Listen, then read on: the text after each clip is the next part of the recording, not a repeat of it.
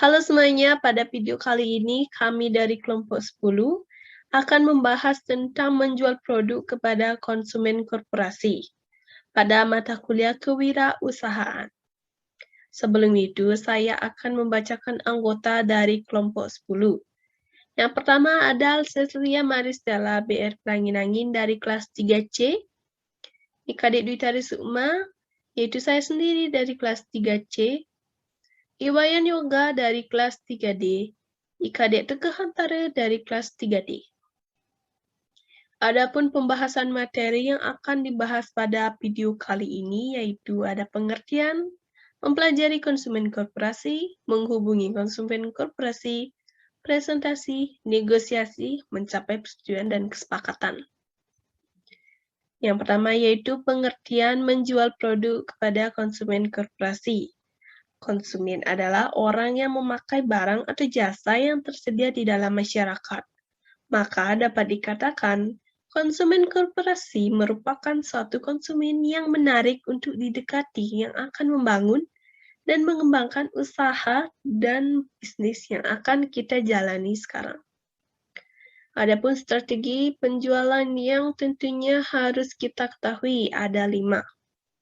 Yaitu pelajari sasaran konsumen dengan penelitian literatur dan bertanya, merencanakan presentasi yang menarik dengan memperhatikan sasaran yang dibuat, membuat presentasi memberikan informasi sebanyak mungkin agar konsumen tertarik dengan apa yang kita jual, negosiasi kondisi yang memenuhi sasaran kita maupun konsumen, adanya persetujuan, rangkuman butir-butir penting dan tingkatkan pada manfaatnya.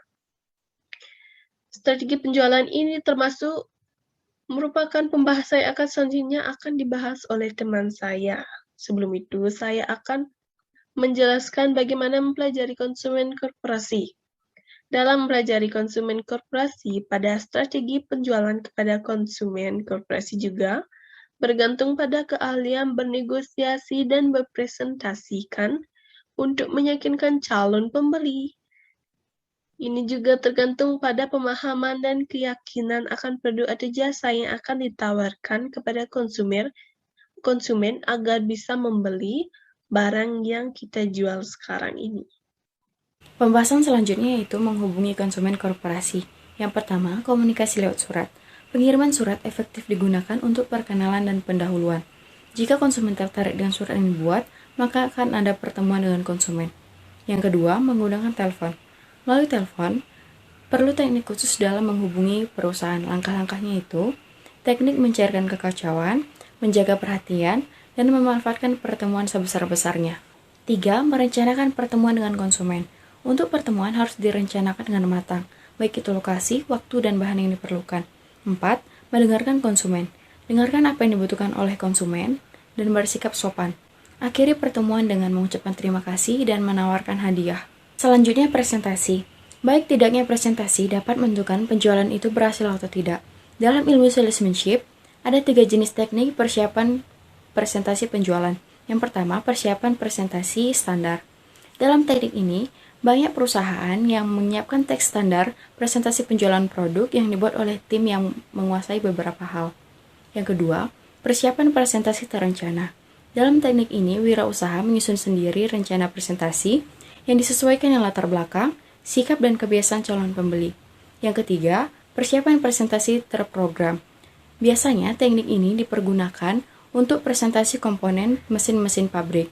Lalu ada 3 tahap presentasi penjualan, yaitu pendekatan, pengutaran produk, dan mengakhiri presentasi. Selanjutnya itu mempersiapkan presentasi penjualan. Yang pertama, merencanakan keberhasilan. Langkah dasar yang dilakukan yaitu menjelaskan keunggulan hasil produk, menekankan keberhasilan produk yang didukung dengan data statistik, dan pernyataan konsumen lain. Yang kedua, menjaga waktu. Tentukan pokok bahasan dan bagilah waktu yang tersedia dengan jumlah pokok bahasan. Yang ketiga, alat bantu audio visual. Otak kita lebih mengingat gambar daripada ucapan, dan gambar akan direkam lebih baik dalam gabungan audio visual. Yang keempat, memberi kesan.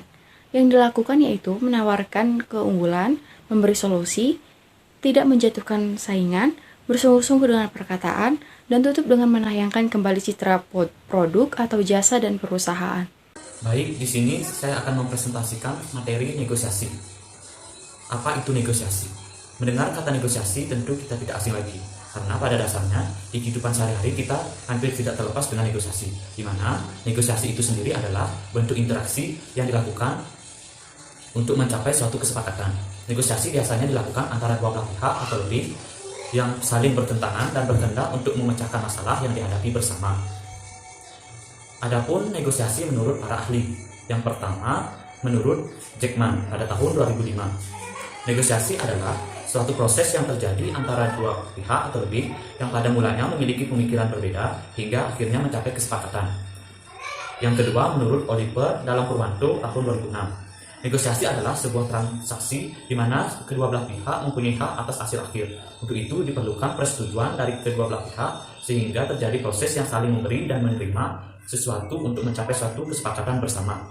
Yang ketiga menurut MC Gauri pada tahun 2004, negosiasi adalah proses interaksi yang dilakukan untuk mencapai persetujuan.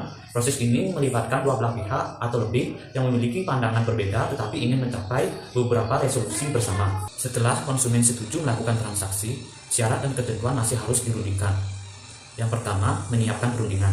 Menyiapkan perundingan adalah untuk mengantisipasi mengenai hal apa saja yang mungkin akan ditanyakan oleh pembeli sehingga akan menguntungkan kita dalam melakukan perundingan. Yang kedua, memenuhi kebutuhan kedua belah pihak. Tujuan kita adalah menjual dengan ketentuan yang memenuhi kebutuhan usaha kita. Memenuhi kebutuhan pembeli harus selalu disertakan. Oleh karena itu, hadapilah perundingan dengan gambaran jelas mengenai apa yang terbaik, sedang, dan terburuk yang dapat kita terima. Juga perlu gambaran jelas apa yang diharapkan oleh konsumen. Yang ketiga, menekankan manfaat. Pembeli tidak segan menekan kita sampai kita untung. Kita bisa menghindari tekanan dengan menekankan kelebihan dari produk usaha kita.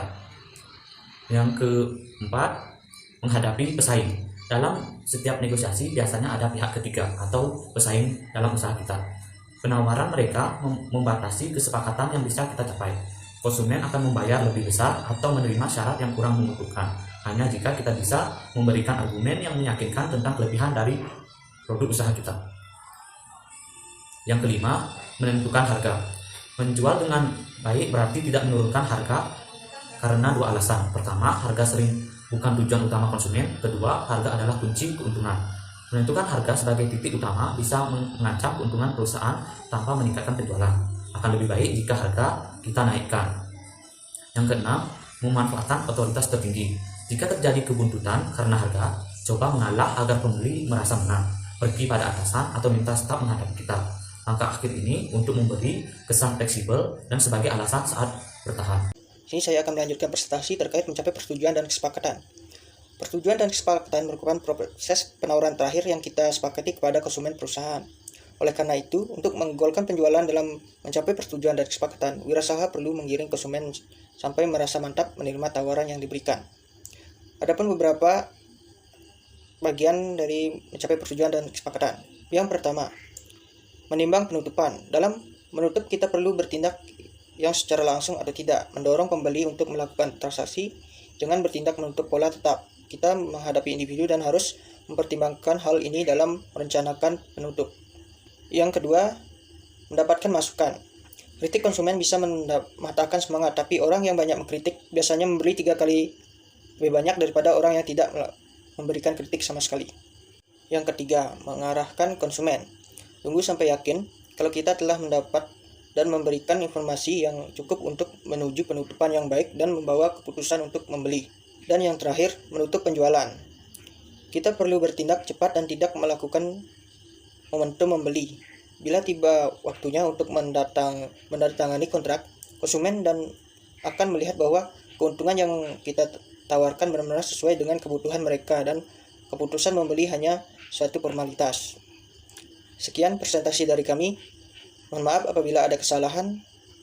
Saya tutup dengan Pram Santi. Om Santi Santi Santi Om.